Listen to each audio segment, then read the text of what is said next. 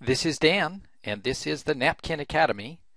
This lesson is process step number 3, imagining or seeing with our eyes closed.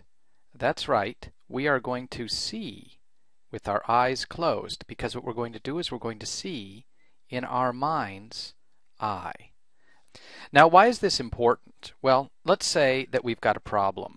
And let's say that we're staring at a big brick wall that's right in front of us, and our objective is to get past that wall. Well, there's one way we could do it, or we could try, is we could look at that wall and we could say, okay, I'm fast, I'm strong, I'm going to run like crazy, and I'm going to run straight into that wall and knock it down, and what's going to happen? The wall is, of course, going to knock me down. There's another way I could think about it. I could stop and I could look at that wall for a moment, and I could close my eyes, and I could imagine possibilities, and I could say, well, rather than going through the wall, what would happen if I went around the wall? And then I'd be able to make it around there. That wall would have gotten out of my way. I would have solved that problem by using my mind's eye. So the real lesson here is it's not necessarily the strongest or even the fastest who are going to be the best problem solvers. It's the person who has the best imagination, the person who's best able to see what are the possibilities. And we know this, and we often talk about it in business. We'll say, okay, it's time to think outside the box, or it's time to, put on our thinking cap. Well, people ask us to do this all the time. Okay, it's time to think outside of the box. Well, yikes. How am I supposed to do that? Or put on my thinking cap. Okay, yikes. How am I supposed to do that? How can we come up with a way of applying imagination at the time when we most need it? Because the fact is, the moment someone tells us, think outside the box, put on your thinking cap, let's brainstorm, the moment we get that kind of pressure put upon us to go ahead and perform is very often the time when we're least going to be able to come up with our best ideas. On the contrary, what we need to do is figure out a way to calm our mind down, and that's when the good ideas are going to start to come. That's what imagination is all about. That's what process step 3 is about. That's what imagining is about. So let's review really quickly. We remember that process step number 2 was all about seeing. And the tool that we used, of course, to be able to be clear in our seeing was, of course, the now famous 6x6 model, the who, what, when, etc., that went around in the 6. Well, here's an interesting thought. If we were to take that 6-coordinate system and unroll it and just lay it out in a line, we would end up with something that looks like this. 4, 5, 6. We'd say, as we think about our problem, we think about who and what, and then we think about number, we think about how much. And then we think about location and we think about where, and then we think about time and we think about when, and then we think about process and cause and effect and we think about how, and we add it all up and we get why. So we're really familiar with this now. I like this because this is a way to help us think really deeply, really in depth about our idea or our problem. We start at the surface and we go down in depth.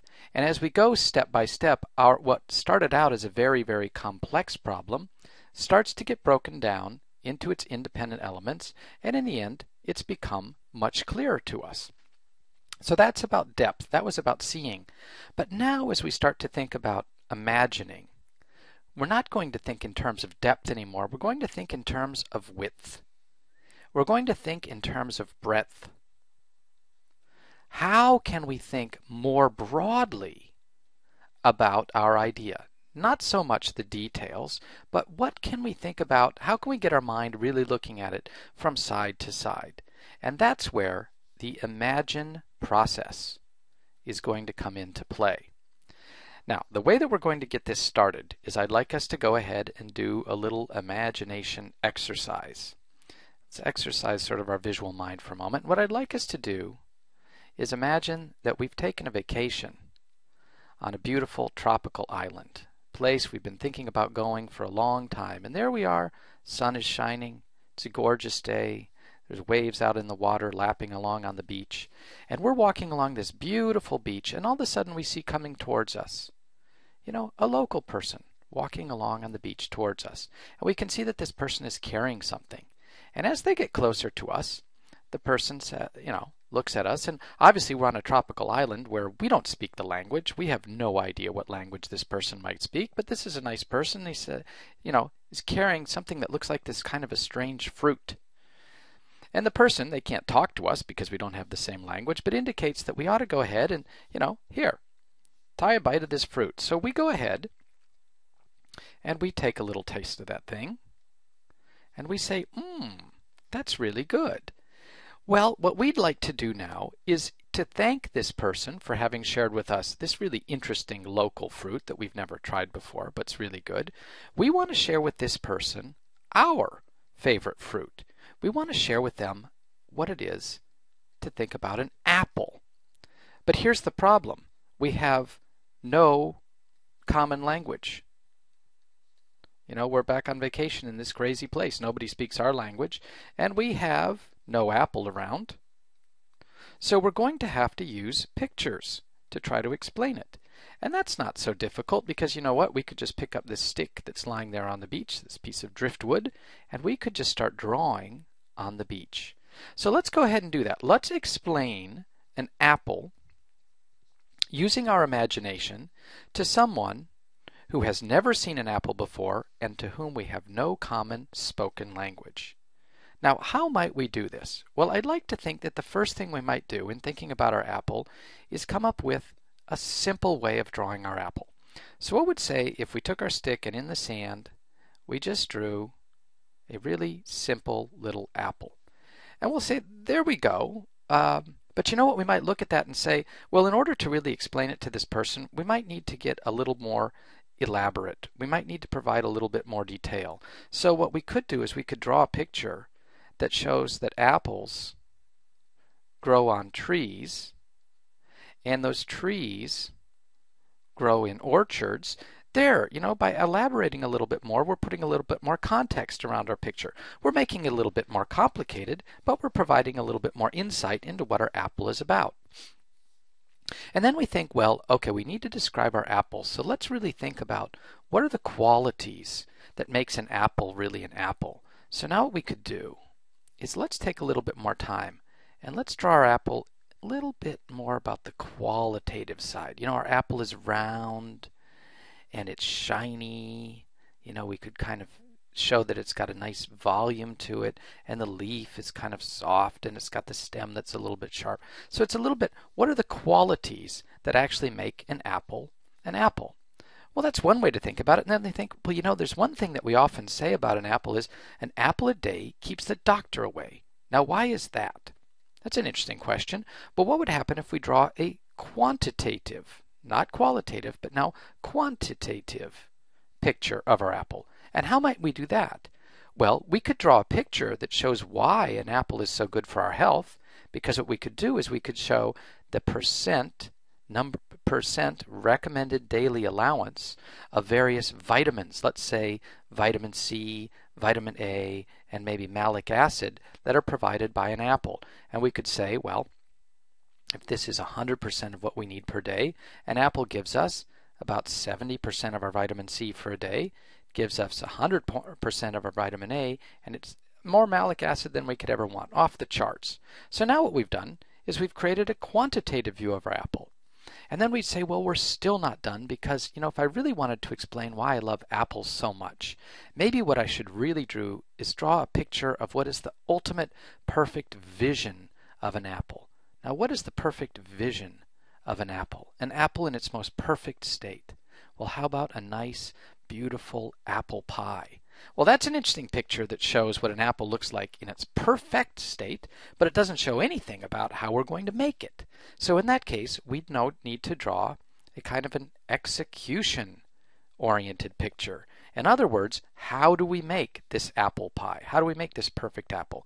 Well, we start out with an apple, and then we take a knife, and we slice it up, and we put it into a crust, and then we put the crust into a pan, and then we put the pan into an oven at 350 degrees for about, I don't know, 60 minutes. And then we take it out and we put it in a windowsill and we let that apple pie cool. Well, now we've got some interesting pictures going about our apple, but let's continue because in the end, maybe I got a little bit too complicated with that execution picture. What I really want to do is show my friend on the beach my apple all by itself, individual view of an apple. So, I could let's show some of the things that really make an apple in a specific way, that make it different from other things. So, if I cut open a slice of my apple, I'd see that I got a little bit of skin in there. And then inside the flesh kind of changes about this far in, and in the middle I've got the seed. And, then I've got the stem coming off the top. So these are some of the things that make an apple really an apple. Or, what I could do, if that doesn't really resonate with the person, is I could show them a comparison. What would happen if I compared my apple to some other fruits that this person might be familiar with? So here's the weird purple fruit that they gave me in the beginning. And let's say here's a banana. I saw some bananas around on the island not too long ago. Oh, and maybe I could compare it to, say, a pineapple, something that the local may have known. And there I've got a nice comparison. How does my apple compare to other things?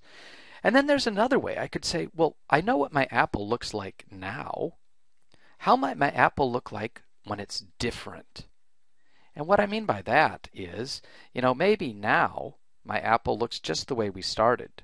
It looks just like this. But if I were to change things, if I were to look at it differently, maybe in a future state, my apple's going to look something like this. Completely different. Now look what we've just done. It took a couple of minutes to do it, and it took a lot of imagination, but what we've done is we've just created, let's count them, 1, 2, 3, 4, 5, 6, 7, 8, 9, 9 completely different views of our apple. And what we did is we started with the same idea, the same word. We started with apple, and without even needing to open our eyes and look at an apple, we were able to go by asking ourselves a simple series of questions and come up with 9 different ways of thinking about it. That is our imagination in action. And what we've just seen is a tool that I call the SQVID. That's right, the SQVID. So named because of the 5 letters that make up the 5 words that make up the 5 questions we ask ourselves to completely activate all sides of our imagination. S. Do I want to show a simple version of my idea? Or do I want to show an elaborate version of my idea?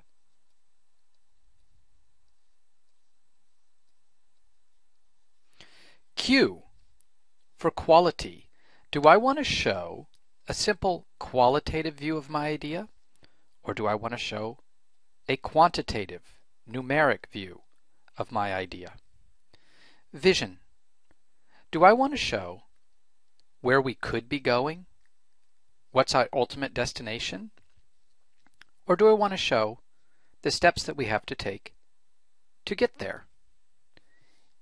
I. Individual. Do I want to show my idea all by itself? Or do I want to show it in comparison to other ideas? D. Difference. Do I want to show the way my idea is right now? Or do I want to show how my idea might change? That's the SQVID, the 5 questions that guarantee to help us turn on our complete visual imagination. To summarize now, what we've just done by introducing the SQVID is we've come up with a way to think broadly about our idea using our imagination. Now what I'd like you to do, that's right, I'd like you now to have an opportunity to really exercise your imagination. So what I'm going to do over the remaining lessons related to the SQVID is I'm going to ask you to pick one of 3 objects. I'd like you to think either about an orange. I'd like you to think about a computer, or I'd like you to think about a car. What I want you to do now, just for a moment, is pick one of these three, and that is going to be the thing that we are going to use as we go through all the remaining practice steps of the SQUID over the next 5 lessons. So pick the one that's most interesting to you to try to describe.